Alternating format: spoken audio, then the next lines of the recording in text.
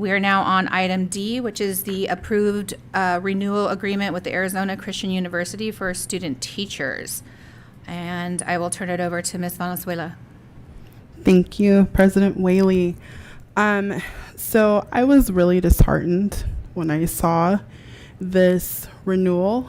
I have taken the time to take a look at this school, which is Arizona Christian University. While I full-heartedly believe in religious freedom and people being able to practice whatever faith that they have, I had some very concerns regarding looking at this particular institution. And I think it's a really good time for us to take a moment and really pause about where our values lie. And while I understand we are currently in a situation across the nation that we have a teacher shortage and recruiting and getting teachers that are willing to teach, because as we just heard, it is really difficult to teach in this climate. It is really difficult to teach in this economy. My concerns, though, are our values. And if this institution is value aligned with Washington Elementary School District. And going directly from their website, okay, I'm going to start with our values first. Our vision in Washington Elementary School District is committed to achieving excellence for every child, every day, every opportunity. Every child. When I go to Arizona Christian University's website, and I'm taking this directly from their website, above all else, be committed to Jesus Christ, accomplishing his will and advancing his kingdom on earth as in heaven. Part of their values is influence, engage, and transform the culture with truth by promoting the biblically informed values that are foundational to Western civilization, including the centrality of family, traditional sexual morality, and lifelong marriage between one man and one woman. I want to know how bringing people from an institution that is ingrained in their values that will very directly, one, impact 3 of your board members who are a part of the LGBTQ community. We have added our pronouns at the dais as a solidarity to let our LGBT community know that we stand in making sure that they feel protected. Are we only performing performative solidarity, or are we going to dig deep and actually look at the partnerships that we're doing?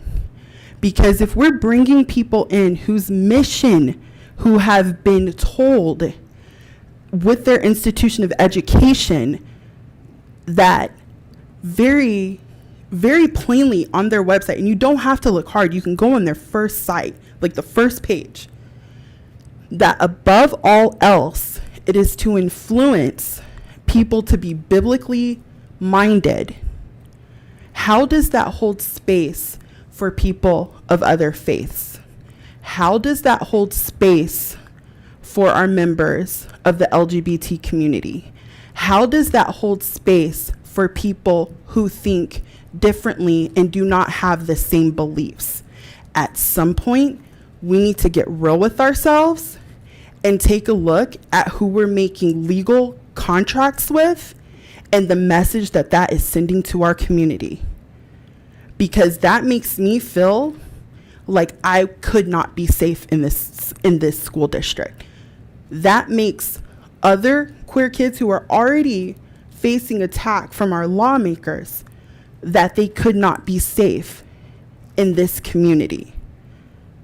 So I really want us to think hard about who we're partnering with, deep dive, and I want to ask the district, is this school value aligned with what we're trying to do in making sure that all of our students feel safe? Thank you, Ms. Valenzuela. I'm going to give other board members a chance to ask questions or clarification or make statements, and then I'll give the administration an opportunity if they wish to say anything. Are there any other statements? Mr. Clayton.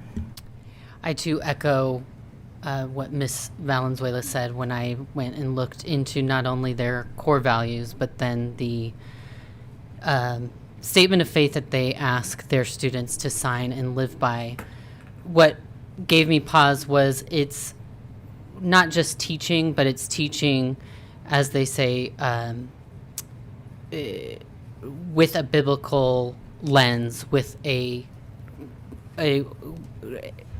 proselytizing is embedded into how they teach.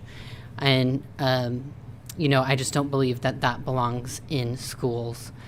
And I would never want my son to talk about his two dads and be shamed by a teacher who believed a certain way and is at a school that demands that they,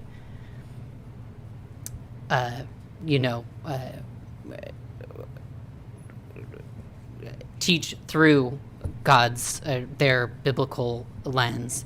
And then I also reached out to some of our social workers to see what they thought the impact of these teachers would be on our most vulnerable students. And it gave them pause to go and look and see this. And they are with our most vulnerable students every single day. And it just takes one off-the-cuff comment, one moment, to then have trauma for a child that's already vulnerable, already experienced trauma, and it could last the rest of their life. And so I echo what Ms. Valenzuela said, and I would just hope that we would listen to our social workers and who know our children and are with them on the daily. Thank you. Ms. Abbott Biardi. Thank you, Madam President. I just have a couple questions about the contract. And I'm guessing Mr. Mattingly. So this is, if I understand this is a contract where we currently have student teachers from Arizona Christian University, and we would get them for another year, right? Or we would be open. How does this how can you explain the contract to me? Yeah, Madam President, Governing Board members, the MOU is an agreement. It's in its 5th year. We've been in an MOU agreement for the past 11 years with Arizona Christian University to provide students doing their practicum, which means shadowing classes, observing classes, etc., and then student teaching as well. This MOU agreement that's presented to the board for consideration is for an additional year, the 5th year of the MOU. Okay, so as a follow-up, if this is something that is voted on, I'm guessing we would vote on this. Okay, if this is voted on, does the contract end at the end of this year and at the end of the school year? And then if it was voted no, it would end and we would not get student teachers or teachers who are, or students who are in education who need hours for their practicum starting in the fall? That is correct. Those starting in the fall, this is to continue this MOU, so it would affect any ability to bring on any partnership, pending the end of this school year. Okay. And then my follow-up question is, do we know that they want to continue in a contract with us, since we have a pretty visual resolution about the LGBTQ community and making sure that we honor all of our students and staff and so forth? Do they know that? Does their university know that? Because it seems like they may not know that that's what we hold as a value. Madam President, Governing Board members, they are aware of that. I've spoken to the Dean of Education. I've looked at the 13, 14 documents that are touched by all student teachers that come through this program through the agreement of the MOU. Specifically in a couple of documents, it clearly states you will follow the district policy. You are liable if you do not. Also, they're aware of our district policy, AC as well, which is a discrimination policy, as well as a GBEA policy that clearly states that you cannot use your position to gain any traction, to entertain any biblical conversations, et cetera. It's very clear.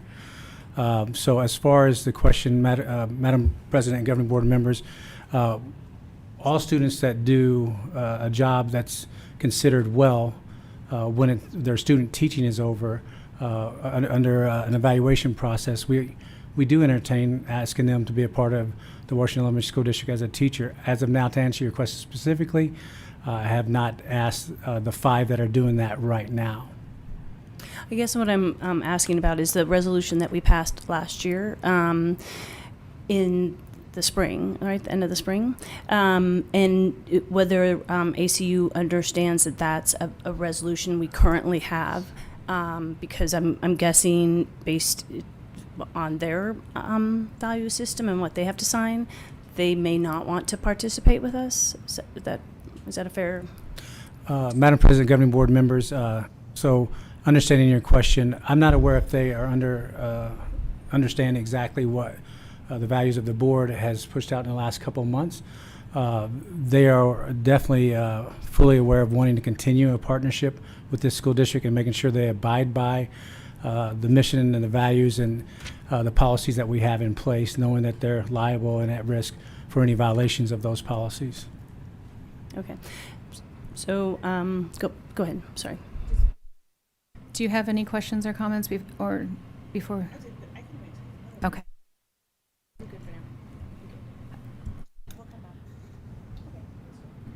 Go ahead.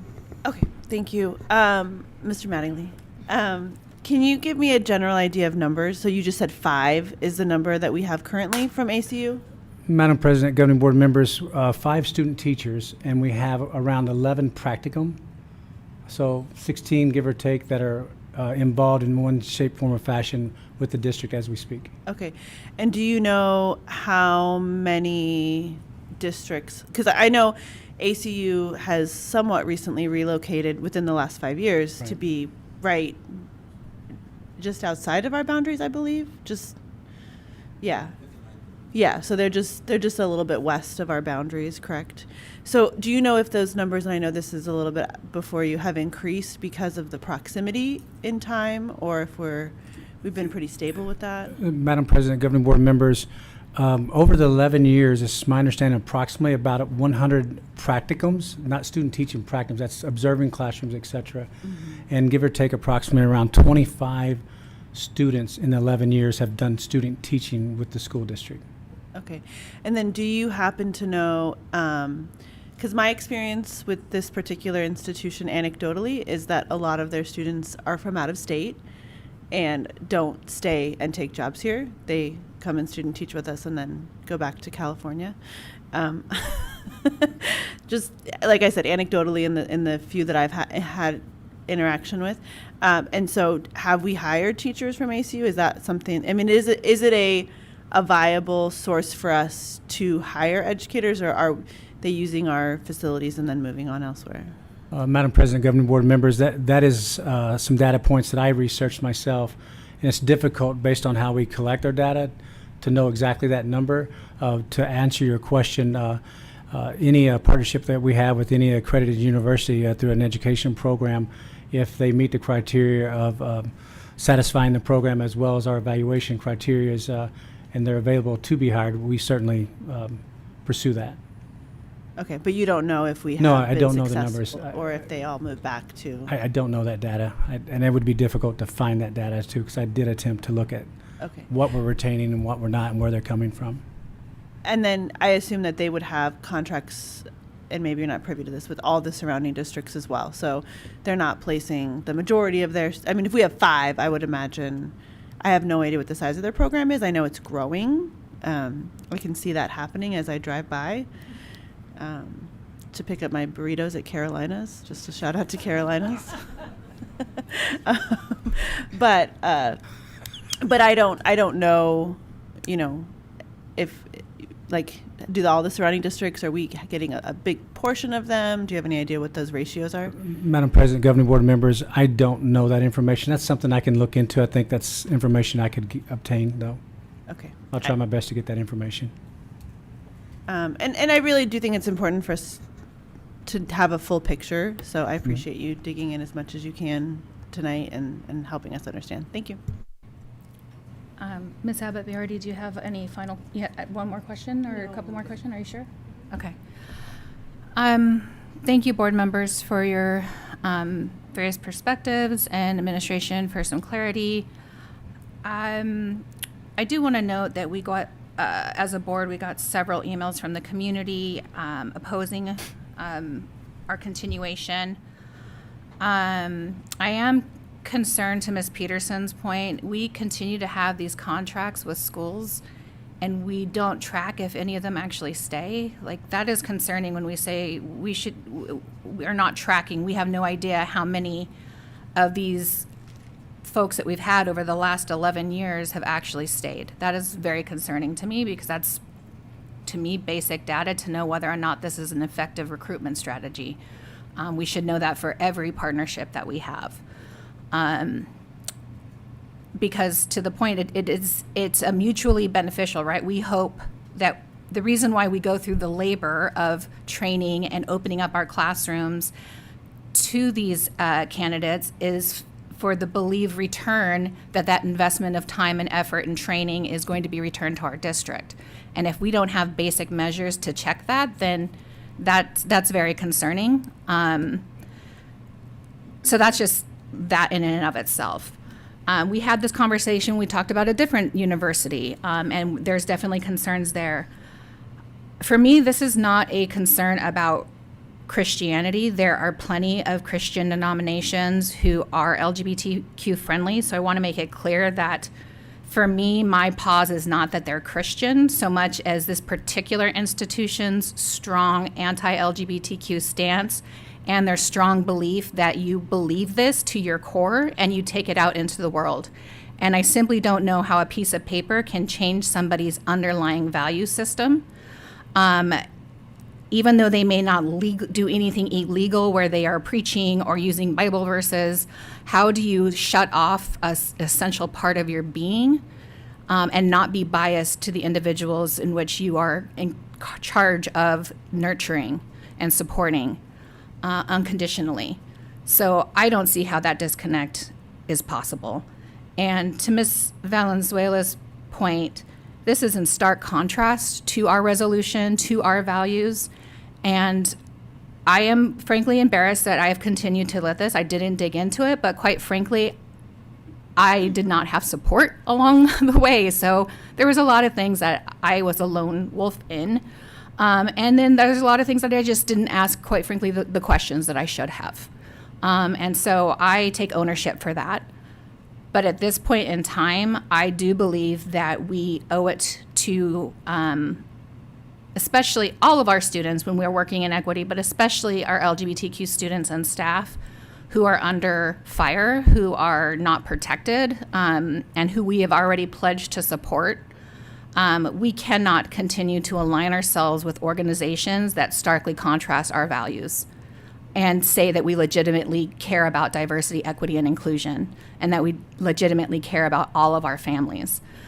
We cannot justify the ends, does not justify the means, in my opinion, especially when we don't even have data to show that this is worth subjecting our students to.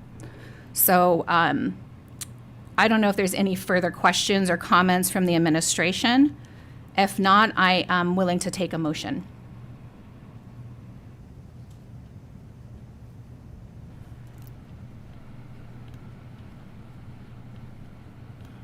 What's the motion you're wanting? What would you like to do with this? Would you like to, the current recommendation is that the governing board approve the renewal, but we may make any motion that we seem fit. Go ahead. I make a motion for us to vote no on continuing this partnership. I'll second. All right, we have a motion to dissolve the agreement with Arizona Christian University, and we have a second by Mr. Clayton. All those in favor, please say aye. Aye. Aye. Aye. Aye. So 4 ayes. Any opposed or abstention? 5 ayes. I apologize. I didn't do a roll call. So that is 5 ayes, and that motion carries. Thank you.